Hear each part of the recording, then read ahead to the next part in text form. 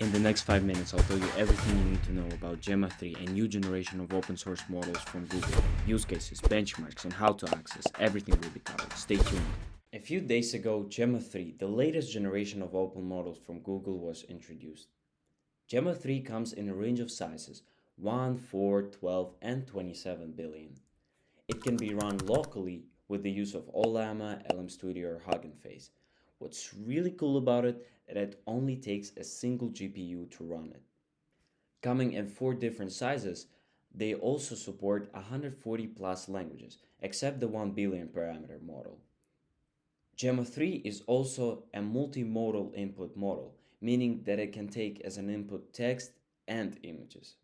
We have seen a significant increase in the context length of 16x, and now the context window is up to 128K, which is pretty significant. What's also really unique is just Gemma 3 is a highly customizable generation of models, meaning that you can fine tune it to your own needs. Let's move on to the benchmarks. On the LLM arena, Gemma 3 27 billion parameter model was able to reach an ELO of 1338, which is pretty significant considering it's only a 27 billion parameter model. It was able to beat DeepSeek V3 and O3 Mini, and that's very impressive considering DeepSeek is a 671 billion parameter model. Now let's see the comparison between Gemma 3 and Gemma 2. We can see that there has been a significant improvement all across the board. I will also leave all of the links in the description so you can check out all the resources further. And if there's anything else, just let me know in the comments and I'll make sure to add it. So now it's time to test out the model. So first of all, I want to start with checking whether it will be able to create a simple web application.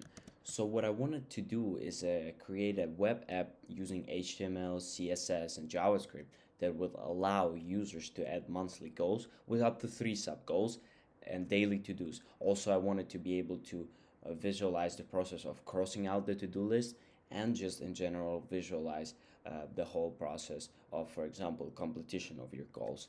So let's see how it does with the following task.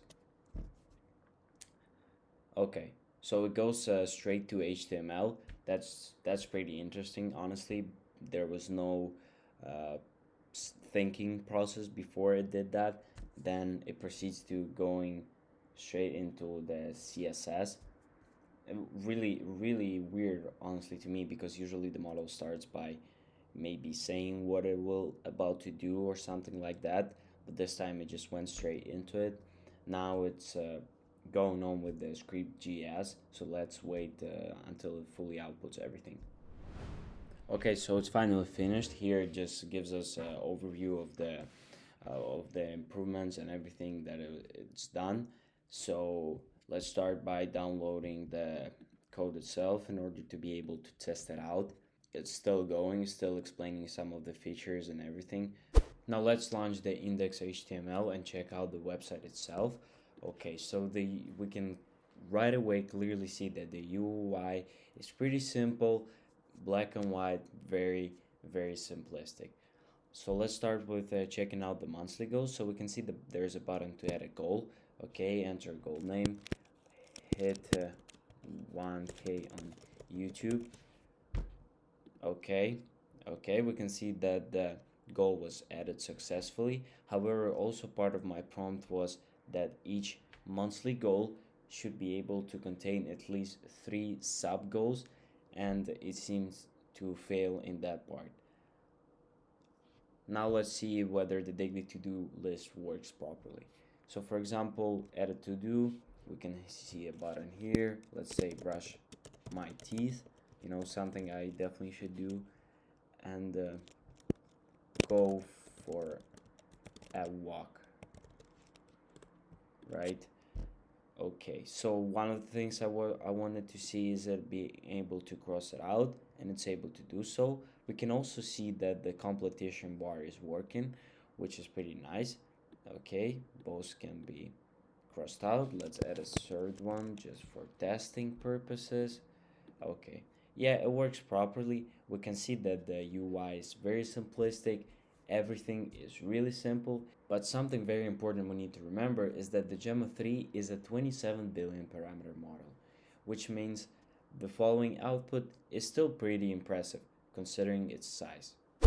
Now let's move on to the next prompt. So in this one, I want to test the model's ability to logic reasonably and see if it will be able to reach the right conclusion on the brain teaser I'm about to give it. So this one is a classical burning rope brain teaser. So let's see. You have two ropes that each take an hour to burn. However, they burn inconsistently. How can you measure in 45 minutes? Let's see. So here's how.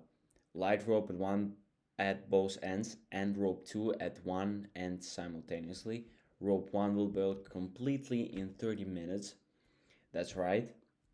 Immediately when rope 1 burns out, light the other end of rope 2. And that's right as well. And now the total time elapsed after both ropes were burned is 45 minutes, which is again right. So he was able to pass this test pretty quickly.